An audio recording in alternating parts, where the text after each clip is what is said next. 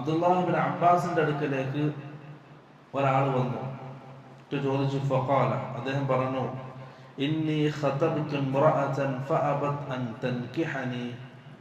ഞാൻ ഒരു പെണ്ണിനെ വിവാഹം അന്വേഷിച്ചു, ഞാൻ കണ്ട് ഇഷ്ടപ്പെട്ടു, ഞാൻ വിവാഹം അന്വേഷിച്ചു. ഫഅബത് അൻ തൻകിഹനി, പക്ഷെ ആ പെണ്ണ് എന്നെ വിവാഹം ചെയ്യുന്നതിൽ നിന്നും വിസമ്മതം കാണിച്ചു, എന്നെ ഇഷ്ടപ്പെട്ടില്ല, എൻ്റെ വിവാഹാഭ്യർത്ഥന നിരസിച്ചു. വഖതബഹാ ഗൈരി, ആ സമയത്താണ് മറ്റൊരാൾ പോയി ആ പെണ്ണിനെ വിവാഹാഭ്യർത്ഥന നടത്തുന്നത്. ഫഅഹബ്ബത് അൻ തൻകിഹഹു, അവൾ അവനെ സ്വീകരിക്കുകയും അനുവാദം നൽകുകയും ചെയ്തു, ആ വിവാഹത്തിന് അനുവാദം നൽകുകയും ചെയ്തു. ഫഗിർതു അലൈഹ, ആ സമയത്ത് എനിക്ക് ദേഷ്യം വന്നു.